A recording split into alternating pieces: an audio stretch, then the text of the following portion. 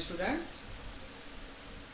कक्षा 10 क्षितिज भाग 1 हिंदी में आज हम पढ़ेंगे अपने 5वीं वीडियो राम लक्ष्मण परशुराम संवाद। तुलसीदास जी इसके कवि हैं। तो हमने अपनी चौथी वीडियो में पढ़ा था कि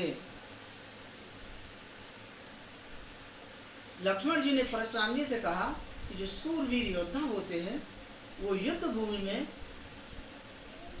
अपनी वीरता का प्रदर्शन करते हैं, अपने मुख से अपना परिचय नहीं देते।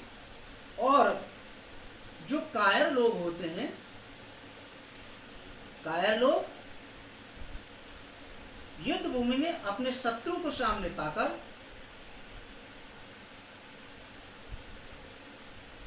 अपना परिचय अपने मुख से देते हैं, यानी बड़ी बड़ी डींगे हाँकते हैं। जैसे आगे फिर परशुराम जी ने क्या कहा, लक्ष्मण जी ने और कुछ कहा, तुम तो काल हाँक जन लावा, बार बार मुझे लाग बुलावा, सुनत लखन की बचन कठोरा, परस सुधार धरे कर घोरा। लक्ष्मण ने परशुराम को संबोधित करते हुए कहा कि हे मुनिवर, आप तो मानो काल को आवाज देकर मेरे लिए बुला रहे हैं। उत्प्रेक्षा अलंकार है पहली लाइन में। तुम तो काल हाँक जन लावा, हे मुनिवर आप तो मानो काल को हाँक कर लाए हैं मेरे लिए, बार बार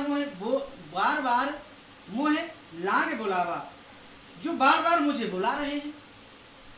सुनत लखन की बचन कठोरा, परशुराम जी लक्ष्मण जी के ऐसे कठोर वचनों को सुनकर परस सुधार धरेव कर घोरा, परस माने फरसे को, सुधार माने अच्छी तरह से। परशुराम जी ने लक्ष्मण जी के ऐसे कठोर वचनों को सुनकर अपने फरसे को सुधार कर पकड़ लिया।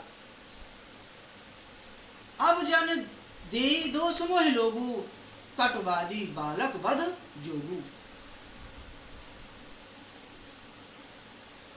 और कहने लगे, अब जन देई दोष मोह लोगू, कि अब लोग मुझे दोष न दें, अब लोग मुझे दोष न दें। कटुवादी बालक वध जोगू, कटुवादी कटु वचन बोलने वाला, ये बालक वध जोगू माने वध के योग्य है। ये कटु वचन बोलने वाला निश्चय ही वध के योग्य है। बाल बिलो कि बहुत में बाँचा, बाँचा माने बचाया, बिलो की माने समझ कर जानकर, मैं इसको बालक समझकर अब तक बहुत बार बचाता रहा, अब ये हमारा निभा रहा साचा, किंतु अब यह बालक निश्चय ही मरने का अधिकारी है, अब ये मेरे हाथों से निश्चय ही मारा जाएगा। कौशिक कहा क्षम्य अपराधु, परशुराम के ऐसे वचनों को सुनकर कौशिक विश्वामित्र कहने लगे, क्योंकि विश्वामित्र ही तो लाए थे राम और लक्ष्मण को सीता जी के स्वयंवर में। तो विश्वामित्र जी कहने लगे, क्षम्य अपराधु, कि हे मुनिवर इसका अपराध क्षमा कर दें। बाल दोष गुण गणहीन साधु, जो साधु होते हैं वो बच्चों के गुण और दोषों को नहीं गिनते हैं, बच्चों के गुण और दोषों की ओर ध्यान नहीं देते।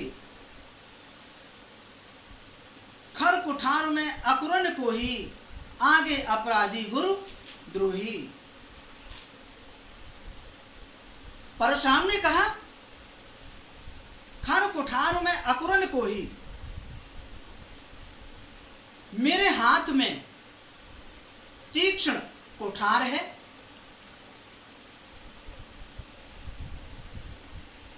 मेरे हाथ में तीक्ष्ण कुठार है,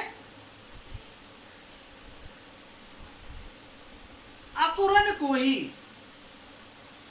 और मैं बिना कारण के ही क्रोधी हूं। मेरे हाथ में तीक्ष्ण कुठार है, मैं बिना कारण के ही क्रोधी हूं। आगे गुरु अपराधी,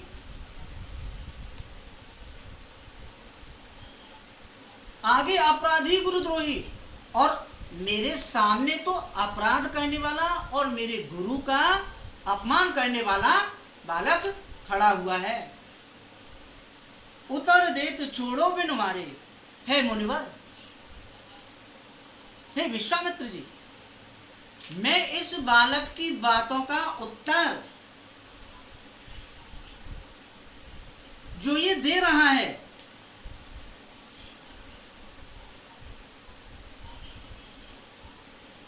इसको बिना मारे नहीं छोड़ता। केवल कौशिकशील तुम्हारे, हे विश्वामित्र जी, केवल तुम्हारे स्वभाव के कारण मैं इसको बिना मारे हुए छोड़ रहा हूं। न तो ये काट कुठार कठोरे, अन्यथा मैं इसको अपने फरसे से काट देता। गुरुन उऋण होते श्रम थोड़े, और मैं अपने गुरु के ऋण से थोड़े से ही परिश्रम में मुक्त हो जाता। गाद शून कह हृदय हस मुनि हरि हरि सूझ, आय मैं खाणन ऊख मैं अजहुन बूझ अबूझ।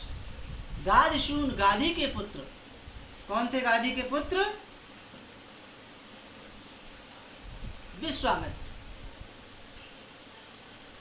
गाद शून कह हृदय हस, गादी के पुत्र अर्थात विश्वामित्र, मुनि विश्वामित्र मन में हंसकर कहने लगे, मुनि हरि हरि सूझ, कि मुनि परशुराम को हरा ही हरा सूझ रहा है, चारों तरफ हरा ही हरा दिखाई दे रहा है।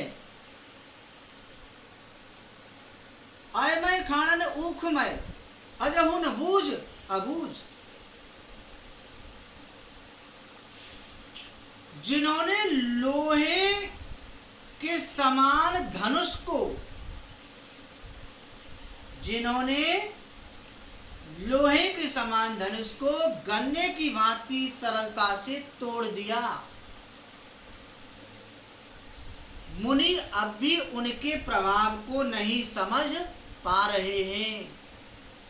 आयमय माने हैं लोहमयी, और खाण माने गन्ना। आयमय खाणन ऊख में अजहुन बूझ अबूझ। ये राम लक्ष्मण लोहे के समान हैं, लोहे से बने हुए हैं, ये कोई गन्ने की खाण नहीं है। कवि विश्वामित्र के कहने का तात्पर्य है कि मुनि परशुराम राम और लक्ष्मण के विषय में नहीं जानते हैं कि इन्होंने शिव के धनुष को ऐसे तोड़ दिया जैसे गन्ने को सरलता से तोड़ देते हैं। बस इस वीडियो में इतना ही।